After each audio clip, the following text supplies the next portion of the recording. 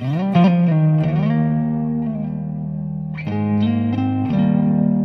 a todos, ¿cómo están? Bienvenidos a la primera clase del libro de Romanos. En la Iglesia del Redentor, ahí en Murature 757 en Banfield, vamos a empezar a estudiar el libro de Romanos, la carta más extensa del apóstol Pablo. Lo que vamos a ver hoy es una introducción a la carta. Vamos a ver los motivos por los cuales Pablo escribe, desde dónde escribe, cuándo la escribe la carta. ¿Y por qué le escribe la carta a la iglesia que está en Roma? Me gustaría comenzar con una cita, o varias citas de algunos autores, ¿no?, que hablaron sobre la carta a los romanos. Dice John Knox que Romanos es el libro teológico más importante que jamás se haya escrito. Lutero decía que la epístola de los romanos es el libro principal del Nuevo Testamento y el más puro evangelio, tan valioso que un cristiano no solo debería saber de memoria cada palabra, sino que también debería llevarlo consigo como el pan cotidiano de su alma.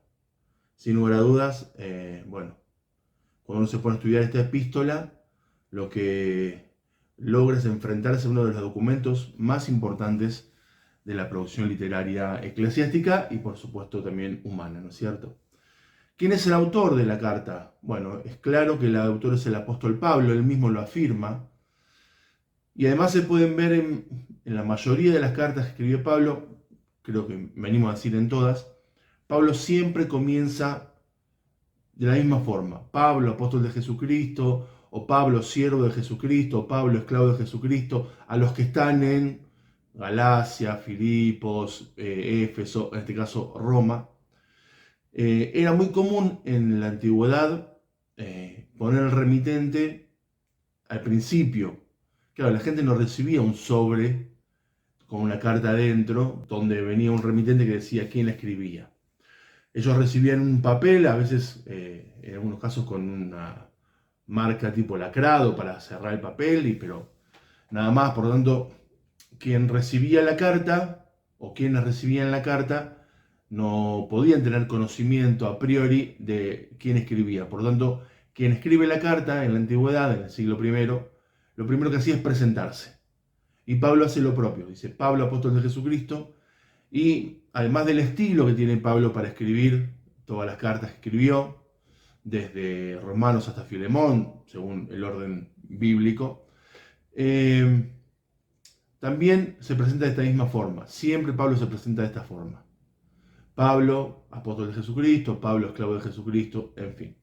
Entonces, podemos dar cuenta de que efectivamente la carta la escribe el apóstol Pablo. La escribe desde Corinto, es lo que se supone, desde Corinto la escribe, hacia el verano del 56 o 57, o del 55 o 56, no está muy claro, pero esa es la fecha aproximada en la cual Pablo escribe su carta. ¿Y a quién se la escribe la carta? Bueno, se la escribe a una iglesia cristiana en Roma. ¿Ya había cristianos en Roma en esa época? Sí, por supuesto. Si nos fijamos en Hechos capítulo 2, ahí se menciona que el día de Pentecostés, o la fiesta de Pentecostés, había muchos gente de otros lugares, de Mesopotamia, había partos, medos, elamitas, había de Judea, y había romanos también. Decía que había romanos que residían ahí en Jerusalén.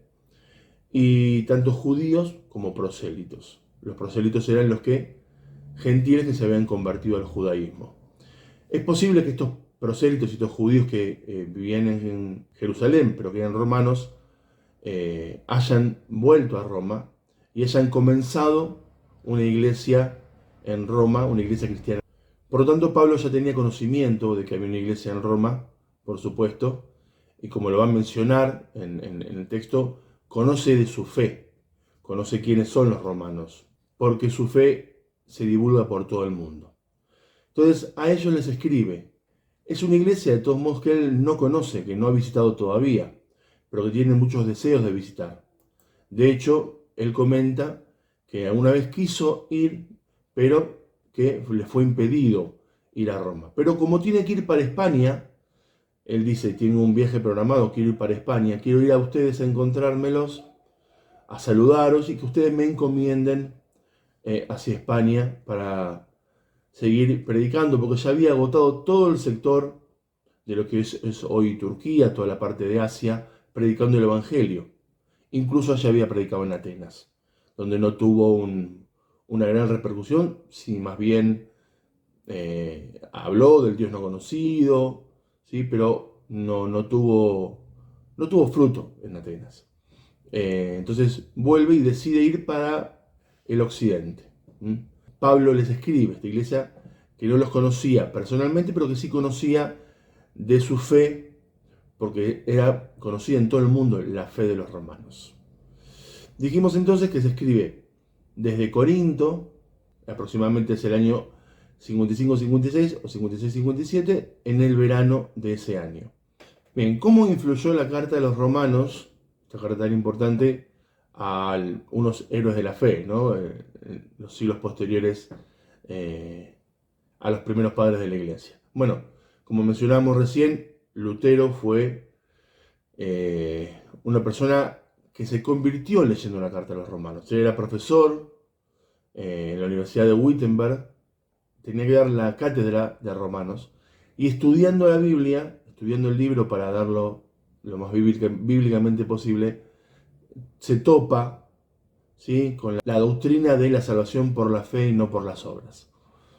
Entonces, ahí toma cuenta realmente de lo que dice el texto bíblico y empieza a cuestionarse lo que la Iglesia Católica Romana en ese momento hacía, con la venta de indulgencias, las bulas papales y demás. Entonces ahí él pretende hacer una protesta y clava sus 95 tesis en Wittenberg, posterior a haber leído la carta a los romanos. Es que su conversión real se da en ese momento. También, por supuesto, San Agustín, ¿no? San Agustín o Agustín de Hipona tenía una vida licenciosa y en un momento le llega un texto, ¿sí?, que es la carta de los romanos, y escucha una voz que dice tolle lege, toma y lee, toma y lee. Y él se encuentra con el pasaje de Romanos 13:13 que dice, no con glotonerías y borracheras, ni en pecados sexuales y desenfrenos, ni en peleas y envidia, más bien vestidos del Señor Jesucristo y no hagáis provisión para satisfacer los malos deseos de la carne. Y dice, no leí más, y ahí entendió que tenían una necesidad de cambiar su vida, ya que tenía una vida muy licenciosa, y realmente se convierte a Dios y comienza una vida totalmente pura, alejada de todas las impurezas sexuales. Más tarde, en 1738, John Wesley estaba en una tarde muy mala gana, dice el comentario, en una reunión de la sociedad de Aldersgate, donde se leía la carta a los romanos, el prefacio de Lutero, perdón, a la carta a los romanos, y mientras se iba leyendo esto, dice Wesley que sentía en el corazón un extraño calor. Sentía que había confiado en Cristo, solo en Cristo para mi salvación, y le fue dada allí una seguridad de que Jesucristo había quitado sus pecados. Entonces hay tres personas muy importantes dentro del mundo cristiano, protestante por un lado. Agustín no era protestante porque todavía no había estado la Reforma, pero tanto Lutero, que promueve la Reforma, como Wesley posterior, entienden en Romanos el verdadero significado de la salvación por la fe. Y esto no de vosotros, sino que es un don de Dios. La fe es un don de Dios. No por obras, dice Pablo, para que nadie se gloríe.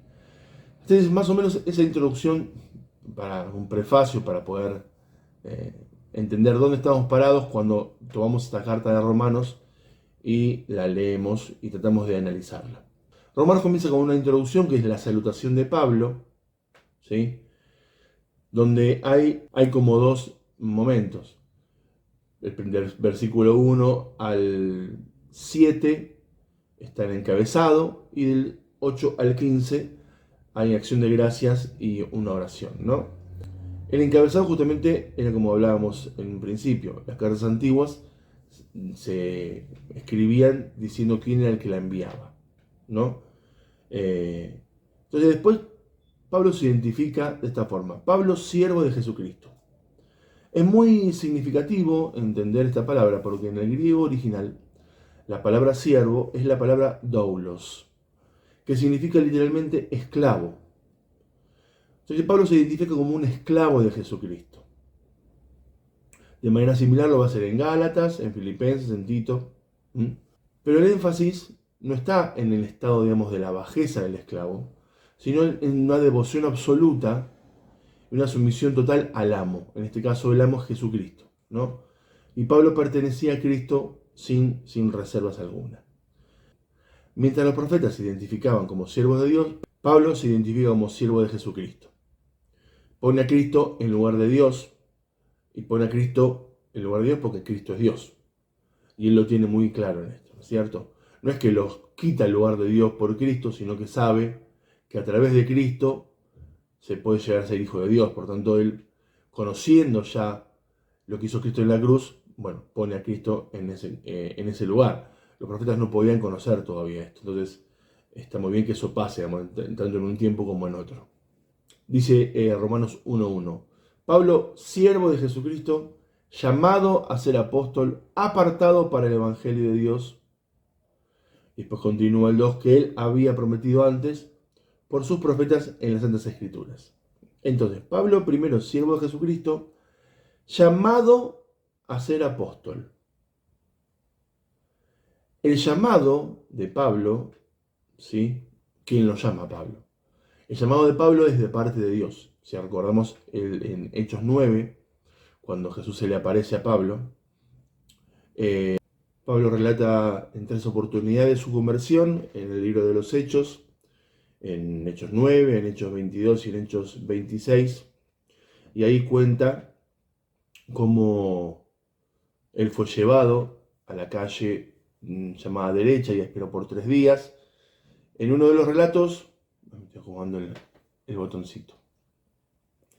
En uno de los relatos se menciona que Ananías recibe la palabra de que Pablo va a ser apóstol a los gentiles, y en otro relato Pablo cuenta que él también recibió palabra de que iba a ser un apóstol a los gentiles. Por lo tanto, Pablo tiene ese llamado, ¿sí?, de Dios, hablamos del llamado, ese llamado de Dios para ser apóstol.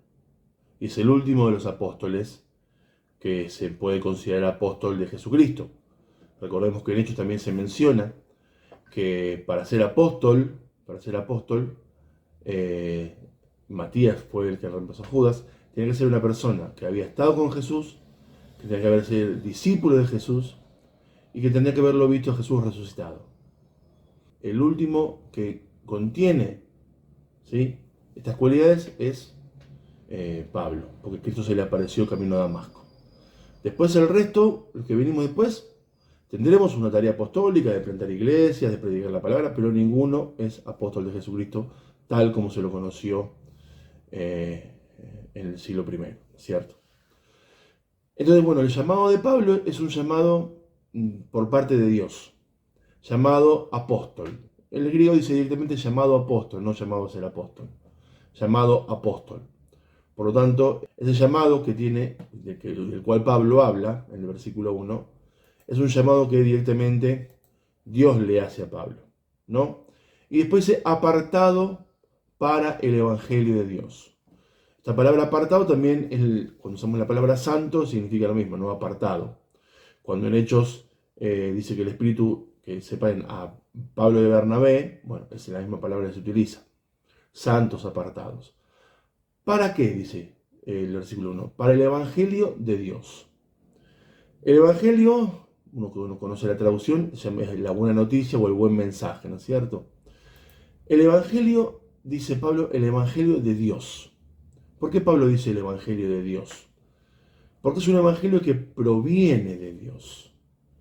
Dios nos da el Evangelio, ¿sí?, a través de su Hijo Jesucristo, cuando Él viene a la tierra. Porque Jesús dijo que vino para acercar al reino de Dios. Por lo tanto, Dios ya, desde el inicio de la humanidad, en el Génesis está dando muestras de que una vez la caída del hombre, en Génesis 3, ya hay necesidad de un redentor. Cuando el hombre peca en el mundo, hay necesidad de un redentor. Y ese redentor va a ser el mismo Dios hecho carne. Y ya en Génesis 3, cuando Adán y Eva comen el fruto prohibido, ¿no? Alimentados por la serpiente, Dios le dice a la serpiente que pondrá enemistad entre la simiente de la serpiente y la simiente de la mujer. Y que ella te herirá en la cabeza, la simiente de la mujer te herirá en la cabeza, y tú le herirás en el calcañar, en el talón. O sea, la simiente de la mujer, Jesucristo, lo va a herir en la cabeza a la serpiente. Y esta lo herirá en el calcañar. Uno puede suponer que cuando uno pisa la cabeza de una serpiente, mata a la serpiente, pero la serpiente puede dañar el talón, ¿no? Pero el golpe atestado a la serpiente es un golpe de muerte. En cambio, el golpe de la serpiente es un golpe que hiere, ¿sí? Que puede doler, pero que no es un golpe definitivo, ¿no es cierto? Por supuesto, esto pasó en la cruz del Calvario, cuando el Señor entregó su vida por todos nosotros. Pero ya desde ese tiempo, el Señor, Dios, ve la necesidad de un redentor. Ese redentor lo vamos a tener en el Jesucristo. Hay decenas de profecías en el Antiguo Testamento que identifican perfectamente que Cristo es el Mesías prometido.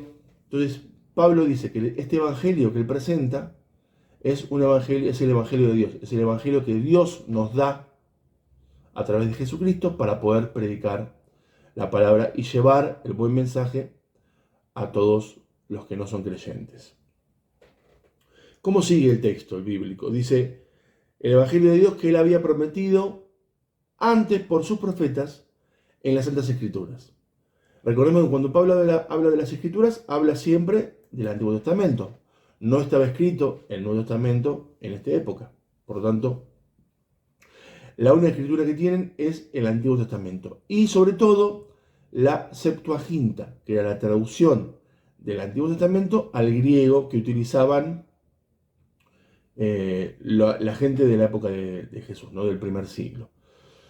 De hecho, muchas de las citas que tenemos en el Nuevo Testamento, citas del Antiguo Testamento en el Nuevo, son tomadas de la Septuaginta, de la versión en griego. Por eso a veces tenemos alguna diferencia entre la traducción que encontramos en el Nuevo Testamento con la que vemos en el Antiguo, ¿sí? Porque una está tomada del hebreo y la otra está tomada del griego. Y en toda traducción siempre hay cierta interpretación, es lógico.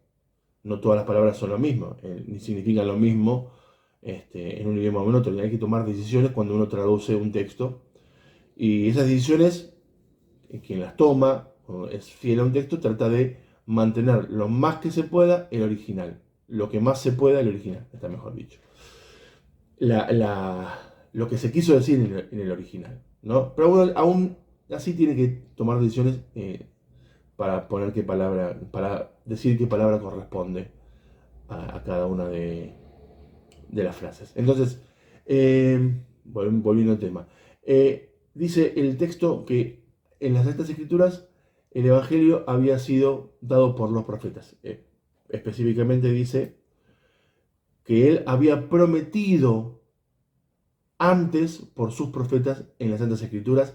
¿Acerca de quién? Acerca de su Hijo, nuestro Señor Jesucristo, que era del linaje de David según la carne. Entonces, ese evangelio fue profetizado. Los profetas hablaron de Jesús. Hay muchos casos. Tenemos a Joel, Joel habla del Espíritu Santo. Tenemos a Isaías, por supuesto, ¿sí? El que más habla de esto. Salmos de David, donde hablan del siervo de Dios, ¿sí? Lo que yo le comentaba del Génesis 3, ¿sí? También se menciona cuándo va a venir cuándo va a venir el Mesías, ¿sí? Eso lo podemos ver también en Génesis, cuando Israel da la bendición a sus hijos, ¿no es cierto? Bueno, hay muchos pasajes que los profetas fueron hablando diciendo que el Mesías iba a venir. Entonces, esto fue profetizado. en su momento. ¿Acerca de quién? Bueno, de Jesucristo, de su Hijo. Acerca de su Hijo, es nuestro Señor Jesucristo, que era del linaje de David según la carne. Dios había prometido al pueblo de Judá, al reino de Judá en su momento, después que se separan con Israel, que el Mesías vendría de ahí. Entonces ya el pueblo judío sabía que del linaje de David vendría el rey de Israel. No se esperaban un rey que tenga un reino espiritual, esperaban un rey con un reino terrenal como David, que si era Jesucristo, el Mesías que ellos esperaban, iba a ser un Mesías que iba a derrotar enérgicamente, pero con la guerra, a Roma, y que iba a restaurar el reino de Israel, ¿sí? En tierra. Lo que no entendieron es que el reino de Israel se instauró en forma espiritual. Por eso también el linaje de Abraham hacia nosotros es espiritual, es por la fe y no por la carne. En Gálatas 3 está muy claro cuando Pablo habla de que somos linaje de Abraham por la fe y no por la carne. Entonces, Pablo sigue diciendo que el Evangelio de Dios había sido profetizado por los profetas, por supuesto, que estaba en las Escrituras para poder verlo, acerca de su Hijo Jesucristo, que era del linaje de David según la carne. Que fue declarado, dice Pablo, Hijo de Dios con poder según el Espíritu de Santidad por la resurrección de entre los muertos. Hay que detenerse un poquito. En Juan 1 dice que a los que creyeron en su nombre, Dios les dio la potestad de ser sus hijos. ¿Sí? Cuando Jesús se bautiza, sale una voz del cielo, el Espíritu Santo que baja con forma de paloma, y la voz se escucha diciendo, este es mi Hijo amado, en que yo tengo complacencia. Pero ¿cuándo realmente Jesús se muestra como Hijo de Dios con poder? En el momento de la resurrección, sobre todo para los gentiles, para quienes no habían creído todavía en su nombre, para judíos y gentiles que no habían creído en su nombre. ¿Por qué? Porque ven realmente el cuerpo glorificado de Jesucristo resucitado. Entonces, Pablo dice perfectamente acá que fue declarado Hijo de Dios con poder según el Espíritu de Santidad, el Espíritu Santo, que lo levantó entre los muertos, justamente por la resurrección de entre los muertos, ¿no?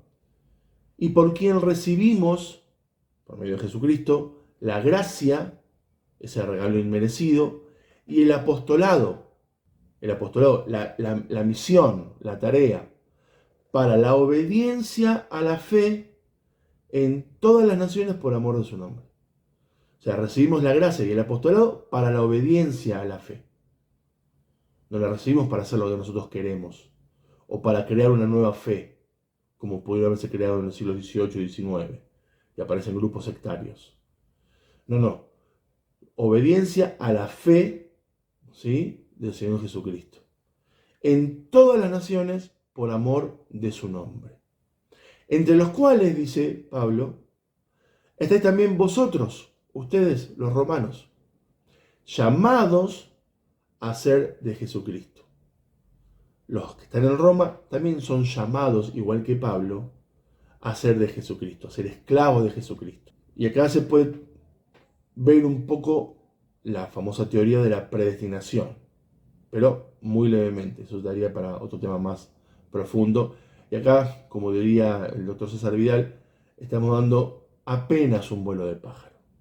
Si el doctor César Vidal da un vuelo de pájaro, nosotros estamos ahí, un vuelo rasante hacemos nosotros. Entonces, llamados a ser de Jesucristo, a vosotros que estáis en Roma, amados de Dios, llamados a ser santos. Los que están en Roma, que creen en el Señor Jesucristo, son amados de Dios. Dios los ama. Y además están llamados también a ser santos, a estar apartados, a salir de la media, sobre todo en una ciudad como Roma, que era un antro de corrupción total. Total.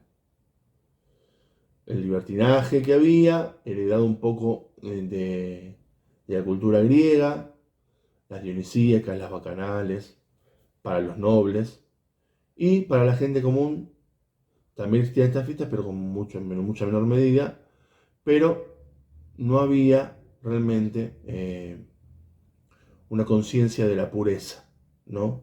De la santidad. Bueno, Pablo les dice que ellos están llamados a ser santos.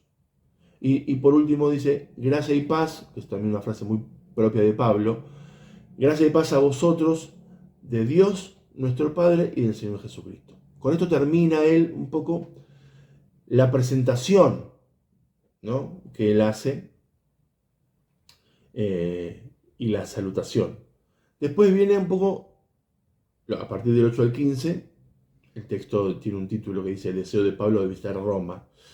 Estos títulos, por supuesto, se pusieron después, cuando se armó y se dividió en capítulos y en versículos. En esta segunda parte, del 8 al 15, Pablo empieza una acción de gracias, ¿no? Y dice, primeramente, doy gracias a mi Dios, dice él, mediante Jesucristo, con respecto a todos vosotros, de que vuestra fe se divulga por todo el mundo. Entonces, da gracias por medio de Jesucristo. Ya Pablo pone a Jesús como mediador. Ya lo escuchamos de Pedro en Hechos 4, cuando dice que no hay otro nombre dado bajo el cielo, dado a los hombres, en que podamos ser salvos. Pero ya Pablo acá pone, dice, doy gracias a mi Dios mediante Jesucristo, con respecto de vosotros. Pablo ya les está indicando que el medio de llegar a Dios es a través de Cristo. Por supuesto, nosotros conocemos que el texto de Juan 14:5 dice, yo soy el camino, la verdad y la vida, nadie viene al Padre sino por mí. Dios, Jesús mismo dice que Él es el camino, que es el mediador. Pero Pablo acá lo vuelve a mencionar, lo menciona él, digamos, ¿no? No creo que él haya tenido la oportunidad de leer el Evangelio de Juan, pero él ya está hablando de Jesús como un mediador, ¿sí? Por medio del cual se comunica con Dios. ¿Y de qué agradece Pablo? De que la fe de los romanos se divulgó por todo el mundo. ¿Qué es todo el mundo para Pablo? Bueno, el mundo conocido, el mundo del imperio, sobre todo, ¿no? El mundo del imperio. Porque testigo me es Dios, dice Pablo, a quien sirvo en mi espíritu, en el Evangelio de su Hijo, ¿sí?, de que sin cesar hago mención de vosotros siempre en mis oraciones. Pablo pone a Dios como testigo, ¿sí? Mira qué testigo que pone Pablo, lo pone a Dios. Dice, Dios no me va a dejar mentir de que yo en mis oraciones siempre hago mención de ustedes, ¿sí? Entonces, acá Pablo es muy claro con lo que dice con respecto al pensamiento que él tiene hacia los romanos. Realmente él tiene deseo de ir a verlos, ¿sí? Por eso está en sus oraciones y en su pensamiento permanentemente la iglesia de Roma. Sobre todo porque él conoce que el contexto en el que se mueve la iglesia de Roma es un contexto muy hostil. Por lo tanto, necesita un apoyo espiritual desde la oración. Oramos muchas veces por misioneros que están en países como, no sé, Libia, Yemen, Afganistán, Nigeria, Sudán. Entonces, nosotros comprendemos, entendemos cómo apoyar en oración a personas que están en peligro. Bueno, la iglesia de Roma estaba en peligro, ¿sí? Si bien no habría todavía una persecución, como vendría rápidamente en un par de años, pero sí había peligro cultural porque la cultura agobiaba cualquier intento de santidad, sobre todo. Y dice que él siempre hace mención de ustedes, de ellos en las oraciones, rogando que de alguna manera tenga al fin, por voluntad de Dios, un próspero viaje para ir a veros. Él quiere que Dios lo prospere en el viaje para que vaya. No está hablando del Evangelio de la prosperidad. Él necesita un viaje próspero, que el viaje sea tranquilo, que el viaje sea óptimo para que él pueda llegar y verlo realmente. Porque deseo veros, dice Pablo, porque los quiero ver, para comunicaros algún don espiritual, a fin de que seáis confirmados, ¿no? Por supuesto que el don Pablo no lo da, el don lo da el Espíritu Santo, pero sí descubrir algún don que falta en la iglesia, ¿no es cierto? Y que confirmen ese don, que puedan trabajar. Recordamos que los dones son para el cuerpo de Cristo. Esos son los dones que Dios nos da. Son para edificar el cuerpo de Cristo.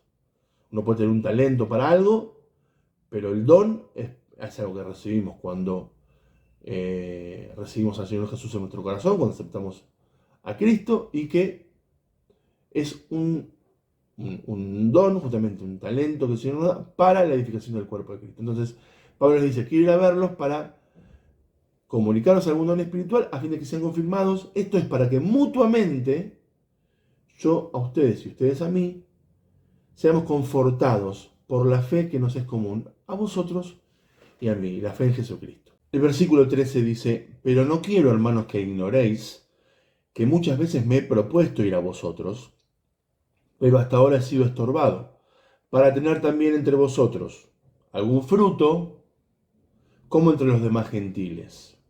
Evidentemente Pablo ya tuvo fruto en otras iglesias, ¿sí? En las iglesias que él fue a predicar, que eran todos de gente no judía, y también quiere que pase lo mismo en Roma, en la iglesia de Roma.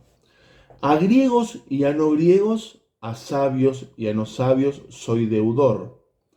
Dice, les debo esto, les debo la predicación correcta del Evangelio, el Evangelio de la verdad, el Evangelio de Dios, el Evangelio de su Hijo. Así que en cuanto a mí, pronto estoy a anunciaros el Evangelio también a vosotros que estáis en Roma. Así termina la primera parte del capítulo número 1. Después viene una parte muy importante donde empieza a mencionar ciertas cuestiones doctrinales muy interesantes que vamos a tratar en la próxima clase. Pero hasta aquí Pablo hace su presentación, se presenta quién es, qué quiere, cuánto desea ir a verlos, y lo que quiere hacer en la iglesia, que es predicar el Evangelio y confortarse mutuamente con los hermanos, y que los hermanos puedan encaminarlo a el extremo occidente de Europa, que será la península ibérica. La Biblia no menciona si Pablo llegó a la península ibérica, lo que se llama Hispania en ese momento, pero muchos eruditos dicen que Pablo llegó a España y luego vuelve preso a Roma y ahí muere decapitado, ¿no? Esos son textos que no son bíblicos, pero que por textos históricos uno puede dar cuenta de lo que pasó con Pablo, cómo terminó su vida, ¿no es cierto? Bueno, hasta acá la clase de hoy. La semana que viene, Dios mediante, estaremos trabajando la segunda parte del capítulo para poder seguir aprendiendo de la palabra de Dios en esta carta que es tan importante como la carta de Pablo a los romanos. Que Dios los bendiga.